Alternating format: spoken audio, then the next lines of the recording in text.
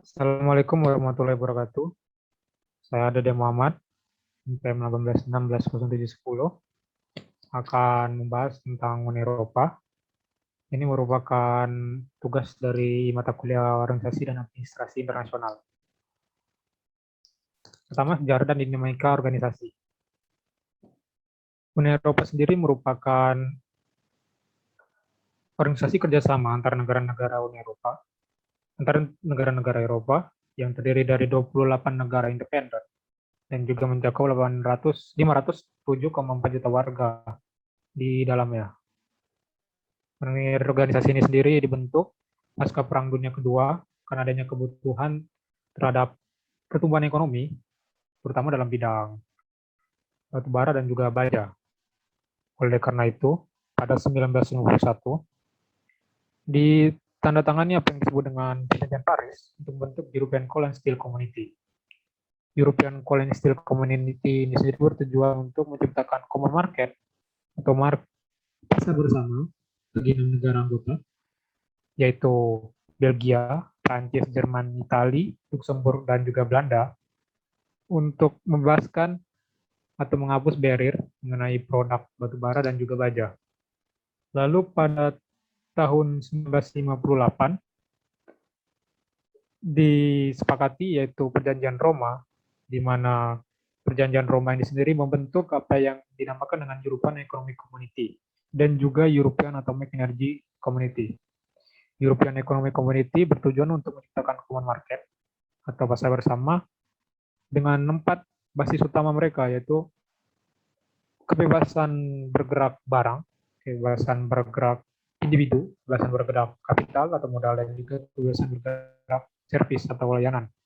Dan European Atomic Energy Community atau dengan nama lainnya Euratom dibentuk untuk mengkoordinasi mengenai kerjasama riset mengenai pengembangan energi nuklir. Lalu pada 1967 sampai 1973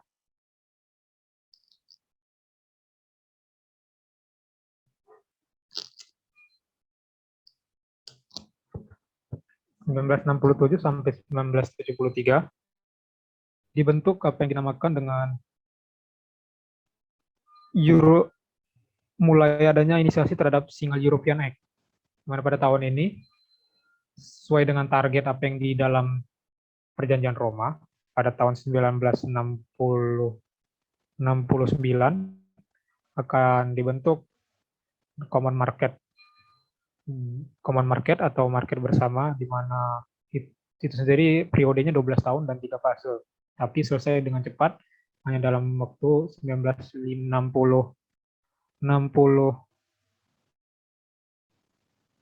Oh, ulangnya. Motor tai nya. Ini.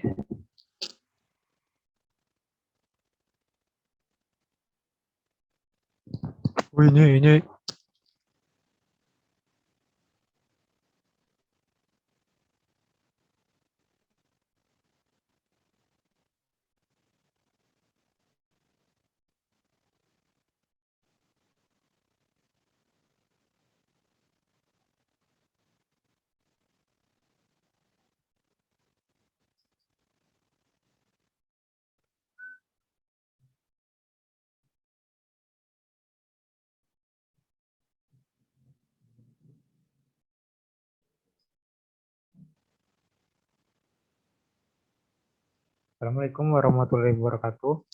Saya Dede Muhammad, NPM 1816-07-1044, akan membahas tentang Uni Eropa. Tugas ini untuk menyelesaikan dari tugas mata kuliah Organisasi dan Administrasi Internasional. Pertama, sejarah dan dinamika organisasi. Uni Eropa merupakan organisasi bagi negara-negara Eropa yang dimana terdiri dari 28 negara independen dan juga mencakup 507,4 juta warga negara di dalamnya. Uni Eropa ini sendiri bercikal bakal pasca Perang Dunia Kedua karena adanya kebutuhan terhadap pertumbuhan ekonomi, terutama pada bidang batubara dan baja, membuat diciptakan apa yang dinamakan European Coal and Steel Community. European Coal and Steel Community sendiri disepakati pada Perjanjian Paris pada tahun 1951 untuk membentuk adanya common market terhadap produk batubara dan juga baja. Lalu pada 1957 disepakati pembentukan European Economic Community dan European Atomic Energy Community atau Euratom, di mana European Economic Community bertujuan untuk menciptakan pasar bersama yang berbasis terhadap 4 prinsip, yaitu kebebasan bergerak barang, kebebasan bergerak individu, kebebasan bergerak kapital, dan kebebasan bergerak keuangan. Lalu Euratom ini sendiri memiliki tujuan untuk koordinasi bagi negara-negara anggota di dalamnya, dan juga untuk memperkuat riset, terutama dalam bidang energi nuklir. Negara anggota pada tahap awalnya sendiri dari ada 6 negara, yaitu Belgia, Prancis, Jerman, Italia, Luxembourg, dan Belanda. Lalu pada 1967, 1973, di mana ini ditandai dengan adanya merger treaty atau penyatuan traktat-traktat yang sudah ada, dengan berakibat kepada pembentukan satu konsil, di mana pada awalnya European Council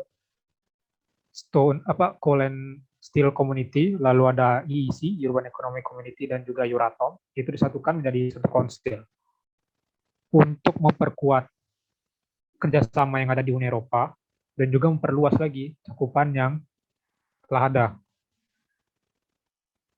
Lalu pada tahun 1969, sesuai dengan pada perjanjian Roma untuk menciptakan common market, Uni Eropa selesai lebih awal.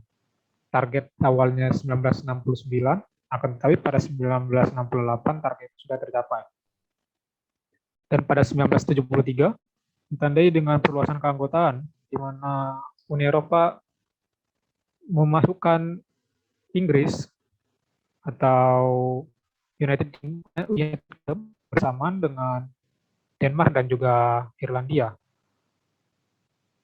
Lalu nanti pada 1941 Yunani masuk menjadi anggota dan Portugal serta Spanyol pada 1996. Pada 1985 dibentuklah Single European Act, di mana ini diinisiasi pada Milan European Council. Single European Act ini berguna atau tujuan awalnya untuk memperluas lagi bidang kerjasama dan juga kemampuan organisasi dari Uni Eropa pada tahap awal. European Council, di mana implikasi dari terciptanya Single European Act ini adanya perluasan mengenai internal market, serta European Council memiliki power di mana mereka juga mencakup kebijakan moneter, kebijakan sosial, ekonomi, research, dan teknologi, lalu lingkungan, dan juga kooperasi di bidang kebijakan luar negeri. Dan juga adanya perubahan decision making, di mana sebelumnya pembuatan keputusan itu berdasarkan keputusan bulat, di sini dirubah menjadi qualified majority voting, atau dengan kata lain, ini pembuatan keputusan akan disetujui apabila negara-negara anggota mencapai kesepakatan mayoritas. Lalu dilanjutkan pada Maastricht Treaty. Maastricht Treaty menjadi tonggak awal dari Uni Eropa yang sekarang, di mana di Maastricht Treaty ini juga dibentuk tiga fondasi bagi Uni Eropa. Itu yang pertama European Community, menciptakan single market untuk mempromosikan dan juga mengembangkan ekonomi bagi negara-negara Uni Eropa. Lalu ada Common Foreign and Security Policy, di mana negara-negara anggota untuk bisa berbeda sama menjadi satu dalam bidang luar negeri dan juga keamanannya, dengan tujuan yang lebih spesifik, di mana untuk melindungi nilai-nilai bersama, nilai-nilai fundamental, kemerdekaan, dan juga integritas bagi Uni Eropa yang sesuai dengan piagam PBB, lalu untuk memperkuat keamanan Uni Eropa, untuk mepromosikan kerjasama internasional, untuk mengembangkan dan mengkonsolidasi demokrasi serta menghargai nilai-nilai HAM dan juga kebebasan yang fundamental. Yang ketiga itu, pilar ketiga, kooperasi dalam bidang justice dan juga masalah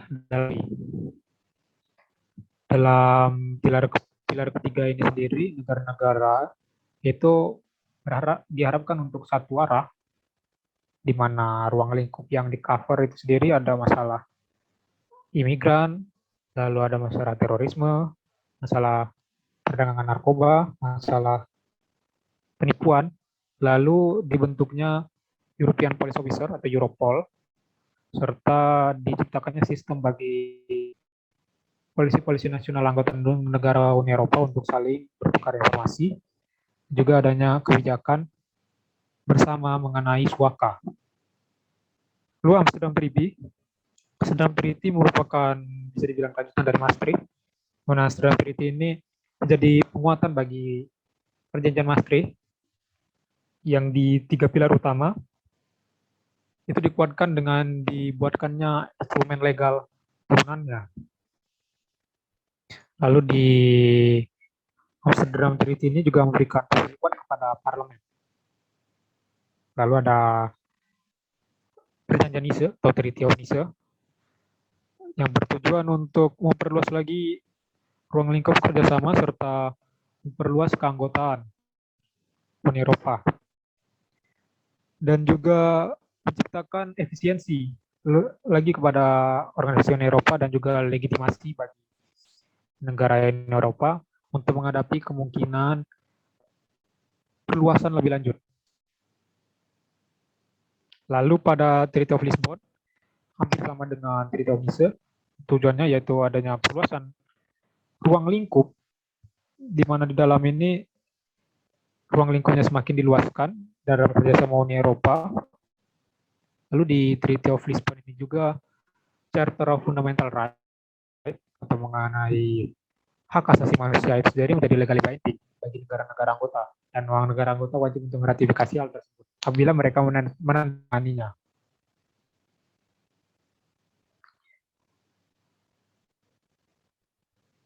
Lalu proses pembuatan keputusan. Di Uni Eropa sendiri proses pembuatan keputusan itu terdiri dari dua, yaitu ordinary legislative procedure atau co-decision dengan kata lainnya, dan juga special legislative procedure.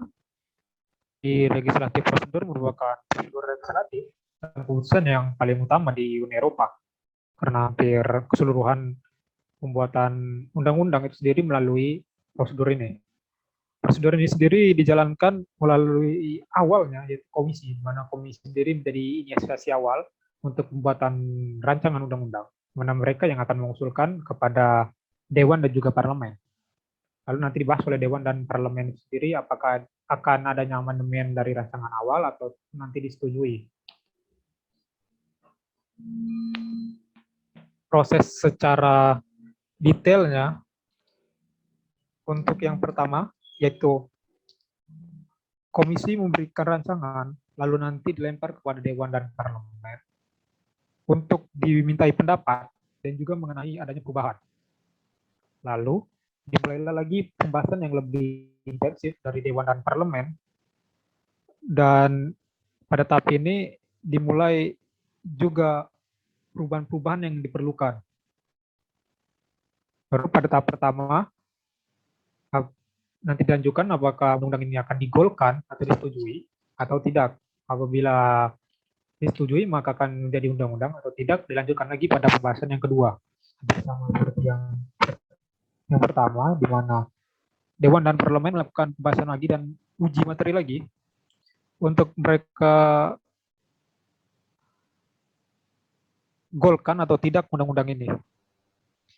Apabila digolkan, maka akan menjadi undang-undang. Apabila tidak, maka akan melanjutkan lagi proses konsiliasi.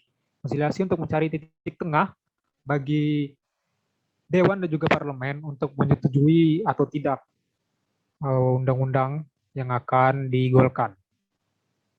Untuk spesial legislatif prosedur merupakan prosedur legislatif khusus yang menggantikan prosedur konsultatif kerjasama dan konstituen sebelumnya dalam rangka menyederhanakan proses pengambilan keputusan Uni Eropa.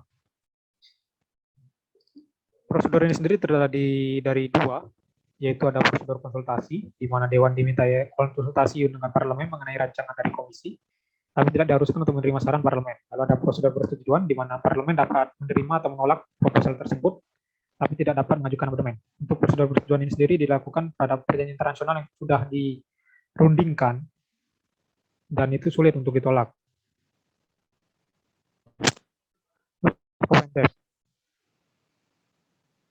Uni Eropa ini sendiri terdiri dari 3 lembaga utama, di mana yang pertama Parlemen Eropa, Dewan Uni Eropa, dan Komisi Eropa, dan 2 lembaga lainnya, yaitu Badan Pemeriksa Keuangan Eropa, lalu ada Mahkamah Uni Eropa. Parlemen Eropa merupakan parlemen atau representasi dari warga negara Uni Eropa, di mana ada 751 orang dalamnya yang dipilih secara periodik selama 5 tahun, setiap 5 tahun. Dan 751 anggota ini terdiri dari orang-orang yang berasal dari 28 negara anggota Uni Eropa. Tugas utamanya adalah menyetujui perundang-undangan dan juga melakukan pembahasan mengenai rancangan undang-undang. Lalu ada Dewan Uni Eropa. Dewan Uni Eropa merupakan dewan yang terdiri dari anggota pemerintahan negara seperti menteri dan lain-lain, yang mereka akan melakukan rapat-rapat mengenai masalah-masalah yang akan dibahas di Uni Eropa. Khususnya yaitu bertanggung jawab pada Parlemen Eropa dalam menyetujui undang-undang dan mengambil keputusan mengenai berbagai kebijakan. Lalu Komisi Eropa merupakan badan eksekutif Uni Eropa, mewakili dan kepentingan Uni Eropa secara keseluruhan. Komisi Eropa bersifat independen dan terdiri dari 28 orang, yang berarti satu orang satu negara. Tugasnya itu membuat rancangan undang-undang seperti yang dijelaskan pada decision making process, di mana mereka merupakan lembaga yang menjadi inisiasi awal terhadap rancangan undang-undang. Lalu derajat binding. Dalam Uni Eropa, traktat utama mereka Perjanjian Maastricht, Perjanjian Nice, Perjanjian Lisboa, Perjanjian Amsterdam, yang merupakan rule of law-nya atau first law mereka itu bersifat primary law, itu bersifat legally binding. Atau dengan kata lain, negara-negara yang terikat atau menandatangani itu harus meratifikasi dokumen tersebut. Mereka mempunyai tanggung jawab secara hukum internasional untuk mematuhi apa yang sudah dikeluarkan oleh traktat-traktat tersebut. Sekian dari saya, terima kasih.